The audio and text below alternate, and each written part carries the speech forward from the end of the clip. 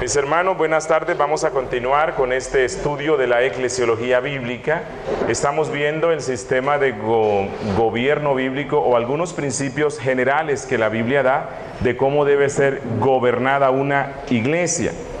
Luego de haber visto que el Cristo es la cabeza de la iglesia, que Cristo designó como su vicario al Espíritu Santo, quien dotó a los profetas y apóstoles escogidos por Cristo para que pusieran el fundamento de la iglesia, y en ese sentido ellos gobiernan a la iglesia universal de todos los tiempos.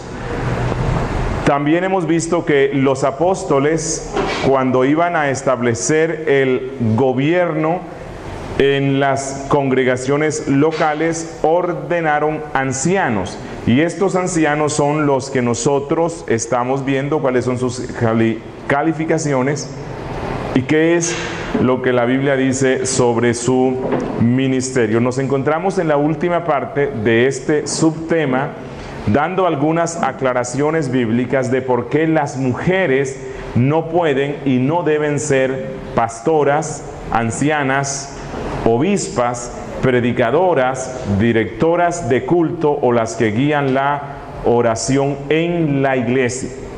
Hemos dicho, que Pablo, cuando da los requisitos para ser anciano, los pone en el contexto de hombres, y una de las cosas que él dice es que sea marido de una sola esposa y no a la inversa. 2, hemos visto que Pablo da un mandato específico, claro, concreto, sin dudas, que la mujer no debe enseñar ni liderar sobre el hombre. Hemos visto que Pablo mismo también nos muestra que dentro de la estructura de gobierno que hay en el mundo que Dios hizo, primero está Dios, quien es la cabeza máxima, luego Cristo, luego el hombre y luego la mujer. Ok. Si nosotros vamos a Efesios capítulo 5, desde el verso 21 en adelante, creo que aquí tengo sí. Efesios 5 del verso 21 al 33.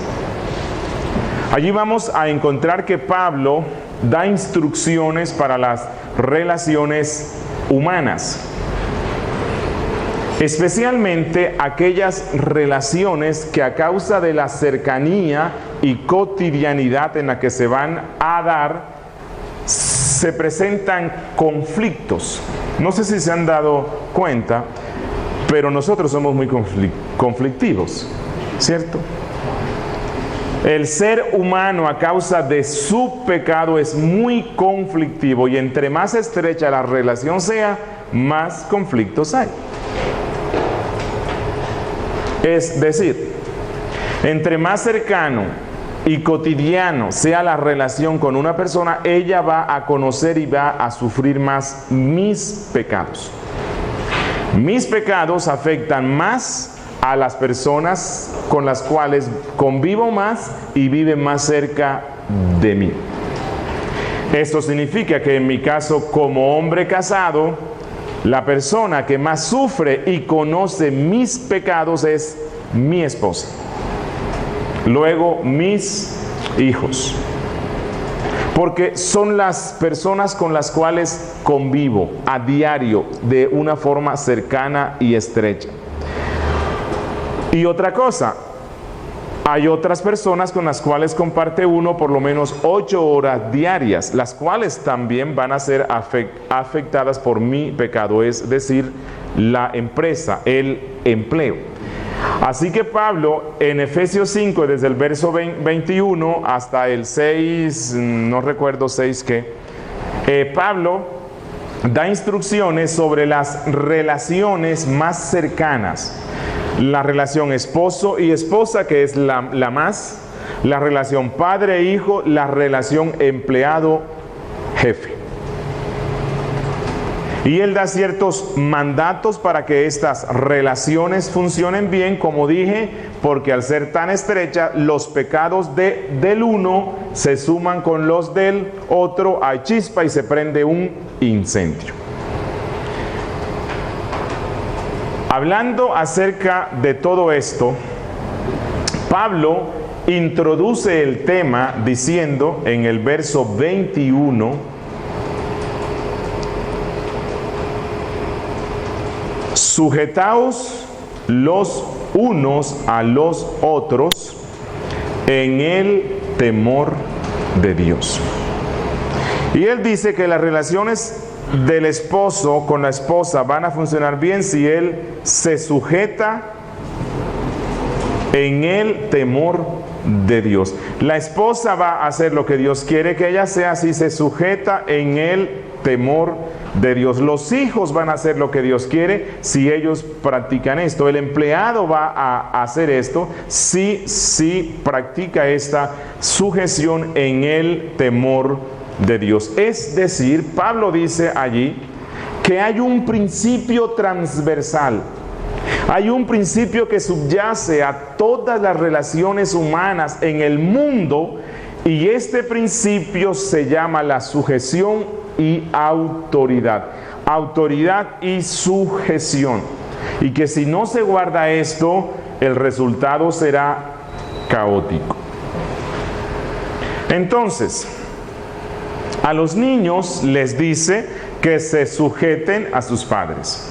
A la esposa le dice que se sujete a su esposo. Que Dios le ha dado al esposo como cabeza, y el rol que le ha dado a la esposa es estar en sujeción a él. Y les quiero mostrar, ninguna dama tiene que sentirse mal. Cuando Dios le dice, cuando Pablo dice, mira, no enseñes, no vayas a ejercer liderazgo sobre los hombres, Dios no te llamó para eso, más bien es tu responsabilidad de estar en sujeción. Ninguna dama tiene que sentirse menos. Ninguna dama tiene que sentirse menoscabada por la Biblia, despreciada. Como que Dios dice que ella no puede, porque eso no es lo que significa sujeción y autoridad. Cuando Dios le dice que no puede ser pastora, que no puede ser predicadora, directora de cultos, de las oraciones, líder sobre los hombres, no es porque ella no tenga la capacidad para hacer ciertas cosas. Hay mujeres que tienen capacidades para predicar de una forma más clara que algunos hombres, pero no lo deben hacer porque hay una prohibición bíblica. El principio de autoridad y sujeción Dios lo ha puesto en la creación, y cuando eso se viola, el resultado es caos. Pensemos un poco en la luna. La luna es un astro grande que constantemente gira en torno a otro astro, en torno a la Tierra.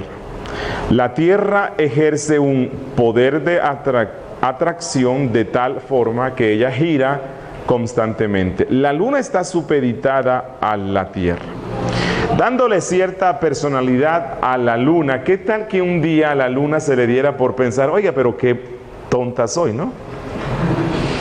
Dándole vuelta a ese astro, si yo también soy astro. La Tierra se beneficia de lo que le doy yo.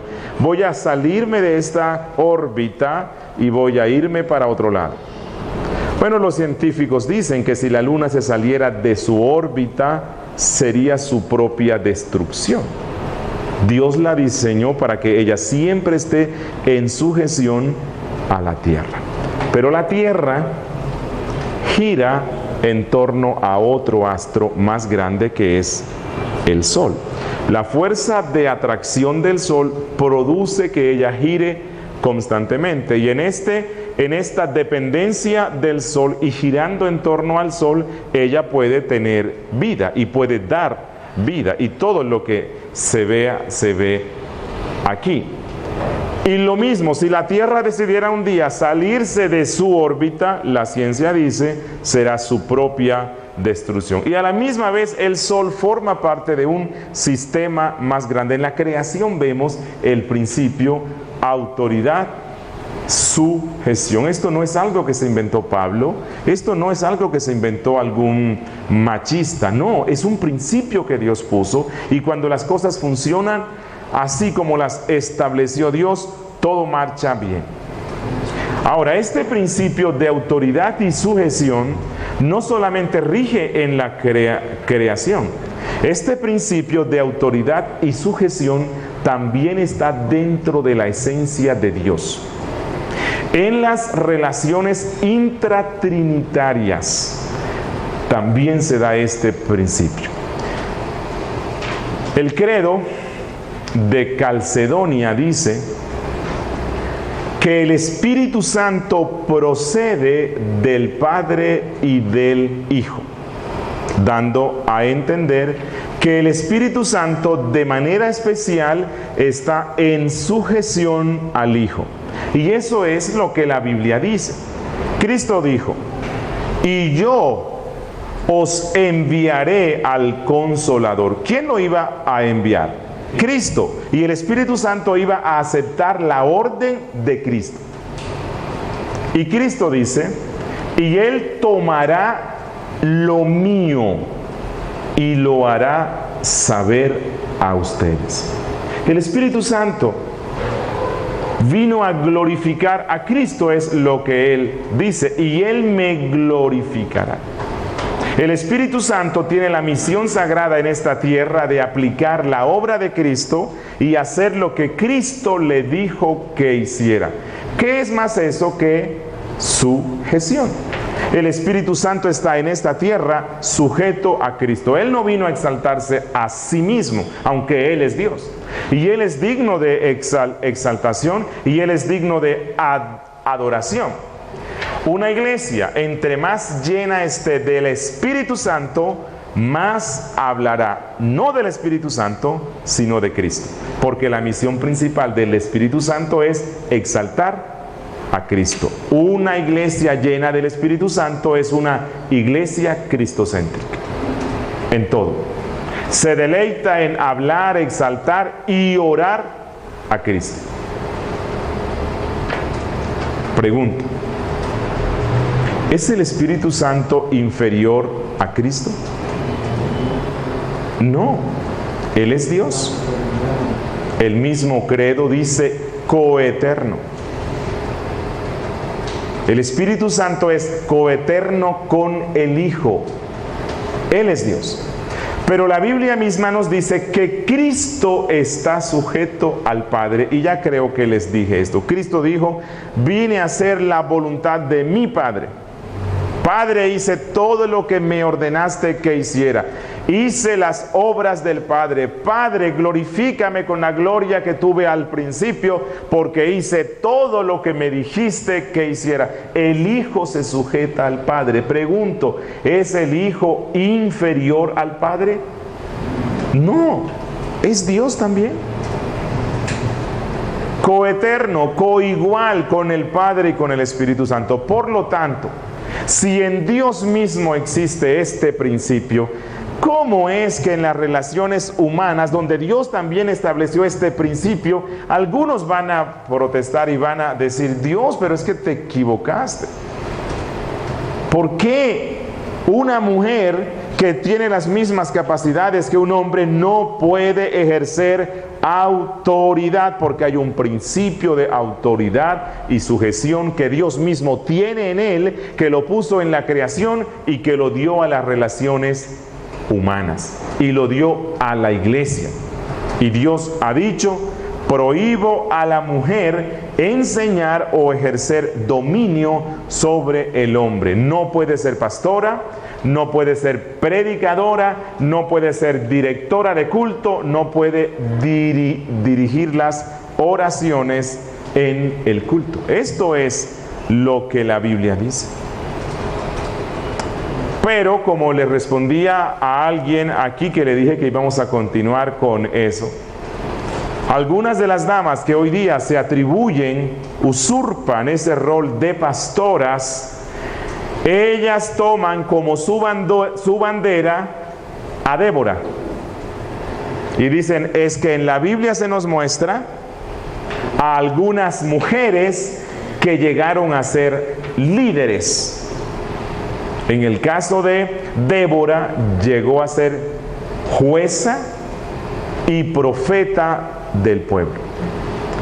Pero les quiero mostrar que Débora jamás aceptaría que las modernas pastoras la tomaran como su bandera, porque la bandera de Débora es otra. Voy a resumir aquí un poco. Cuando el jefe del ejército que se llamaba, ¿cómo es que se llamaba? Barak. Iba a ir a la guerra, los ánimos del pueblo, de los hombres, eran tan débiles, y creo que esa fue una de las razones por las cuales Dios tuvo que levantar a una dama para que estuviera en una función que le correspondía a hombres. Los hombres de ese tiempo no servían para nada, eran mequetrefes, pusilánimes. Y cuando en la iglesia los hombres no sirven para nada, sino que causan vergüenza al nombre de Cristo por su flaqueza y debilidad, para su vergüenza, Dios levanta mujeres. Y eso fue lo que pasó con Débora. Débora jamás se sintió como, por fin las mujeres tenemos el sitio que nos merecemos. Nunca. Débora no pensaría como las pastoras de hoy día. Cuando Débora lo llama y le dice, ¿qué haces aquí? Es tu responsabilidad ir con el ejército a la guerra, ¿no te lo dijo Dios? Y él dice, sí, Débora, yo voy, pero si tú vas, si no, no voy. Eso era una vergüenza.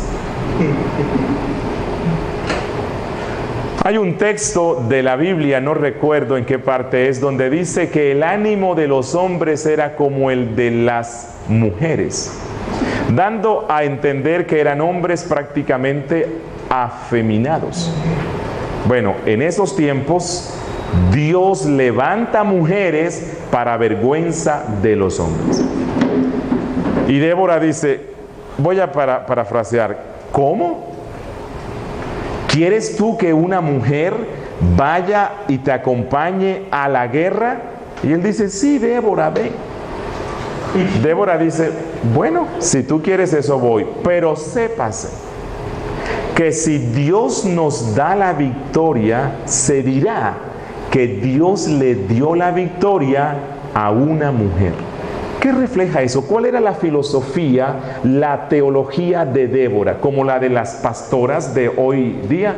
No, todo lo contrario. Ella era consciente que estaba en un lugar que no era adecuado para las mujeres, pero que Dios la había puesto allí para avergonzar a los hombres. Una iglesia que tiene una mujer como pastora es una iglesia donde los hombres están en vergüenza. Débora jamás se identificaría con la bandera que las pastoras pretenden tener hoy. Es contrario a los principios bíblicos. Y mire, no es que tenga nada personal contra las que se llaman así, es por el bienestar de ellas. Dios no las diseñó para eso. Dios no las llamó para eso. Dios llamó a los hombres.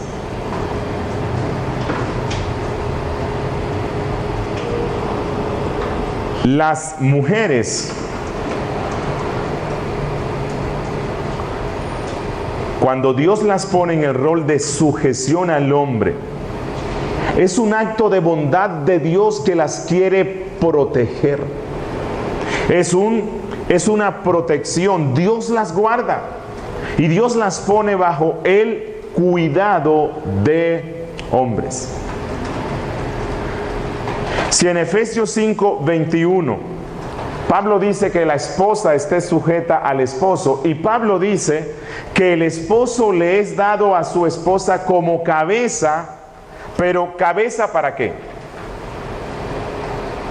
¿Para ser autoritario, déspota, monárquico? No. Pablo dice que Dios le da el hombre como cabeza a la mujer especialmente para tres cosas: para amarla, así como Cristo amó a la iglesia; para santificarla, así como Cristo santifica a la iglesia; y para proveerle, así como Cristo provee a la iglesia. Eso es protección. Y ahora, si el hombre es dado como sacerdote, como cabeza espiritual de la esposa en su casa, ¿cómo así entonces que una mujer va a ser sacerdote y cabeza espiritual de una iglesia donde está su esposo y donde hay otros hombres? Es una contradicción. Pero es una bendición para las damas cuando ellas se sujetan a la estructura y al rol que ha dado Dios. Y no es porque Dios sea machista, como algunas dicen. Lo que pasa es que el Dios de la Biblia es un Dios machista. No, es un Dios bueno, misericordioso. Si lo diseñó así, es porque así es mejor. Y que las damas no piensen que los hombres están en una posición mejor porque les toca eso. Eso es más duro. Ser cabeza, como la Biblia dice, ser pastor, como la Biblia dice, eso es una cosa dura, muy dura. Tanto el Antiguo como el Nuevo Testamento ofrecen abundantes evidencias de que los líderes espirituales siempre han sido hombres. Los sacerdotes hombres, los apóstoles hombres, y los ancianos y diáconos que la Biblia menciona, todos eran hombres. Por allí hay uno que otro texto que estos expertos en la distorsión usan. Y entonces que hay el nombre de un apóstol con A minúscula, que es un nombre que a lo mejor puede ser el nombre de una dama. Entonces que el Nuevo Testamento nos habla de una apóstola. Bueno, mira, usar el argumento de que hay un nombre que posiblemente puede ser nombre de dama, contrastado con todo ese río de evidencias, es como darle más importancia a un hilito de agua que corre frente a un río como el Amazonas. La Biblia tiene evidencias contundentes de que esto le fue dado a los hombres. A ver si se me pasa algo aquí. Este es otro texto. Primera a Corintios 14:34.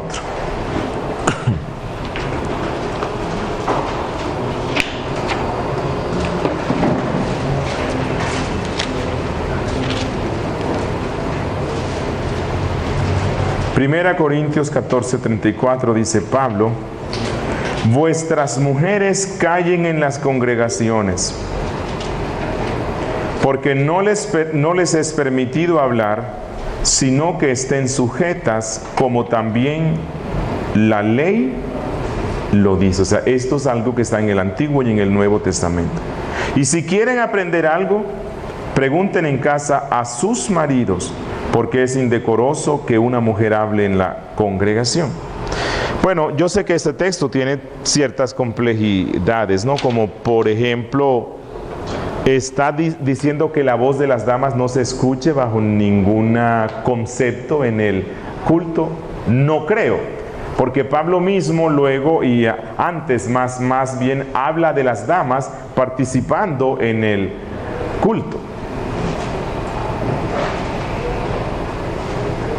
Pero Pablo aquí está diciendo dos cosas. Uno, que ya está relacionado con los otros textos que hemos visto, la responsabilidad de enseñar en la iglesia no es de las damas, sino de los hombres.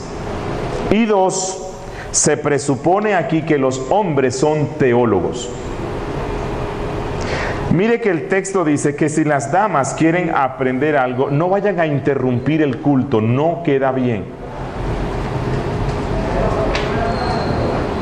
Supongamos el pastor Roosevelt está predicando y lee este mismo capítulo que habla de la resurrección de los muertos, el 15. Y entonces él lee el texto donde Pablo dice, bueno, si Cristo no resucitó, vana es nuestra fe, somos los más dignos de conmiseración. Si Cristo no resucitó, entonces no hay resurrección de los muertos. Y si no hay resurrección de los muertos, ¿por qué se bautizan por los muertos? ¿Sí han visto ese texto, verdad? ¿O no lo han visto? Bueno, y cuando ustedes pasan por el texto, dice, clarito esto aquí, ¿no? No, ese es tal vez el texto más oscuro que la Biblia tiene, que no es fácil de interpretarlo. Y la esposa de un hermano oye que el pastor en el culto lee ese texto. Si no hay resurrección de los muertos, ¿por qué se bautizan por los muertos? Bueno, lo que Pablo dice es que la esposa, que las damas no se vayan a levantar en el culto, a interrumpir al pastor y a decirle, pastor, ¿qué significa eso? Sino que Pablo dice, cada esposa creyente que tiene un esposo creyente, tiene a un teólogo. Y ella dice, vaya a su casa y en su casa pregúntele eso a su esposo. Lo que Pablo presupone es que los esposos somos sacerdotes en nuestra casa. Que sacamos tiempo para orar, para conocer la Biblia, tiempo para instruir a nuestra esposa y a nuestros niños. Entonces, las dos cosas tienen que ir de la mano. La mujer está en sujeción, pero el hombre asume su responsabilidad. Y como dije antes, algunas mujeres usurpan ese rol a causa de la abdicación de sus esposos. Y en los pocos casos de la Biblia donde se nos menciona mujeres ejerciendo autoridad que no le correspondía, fue o por abdicación de los hombres, como pasó en el caso de Débora, o por usurpación, en el caso de Jezabel. Usurpó una responsabilidad y una función que no le correspondía. Y Pablo, allí mismo, en 1 Corintios 11:7, dice algo que suena un poquito extraño, pero que es bíblico. Dice, 1 Corintios 11:7, porque el varón no debe cubrirse la cabeza, pues él es imagen y gloria de Dios, pero la mujer es gloria del varón. Porque el varón no procede de la mujer, sino la mujer del varón, y tampoco el varón fue creado por causa de la mujer, sino la mujer por causa del varón. Por lo cual, la mujer debe tener señal de autoridad sobre su cabeza por causa de los ángeles. Ahora, ¿qué es lo que dice Pablo aquí?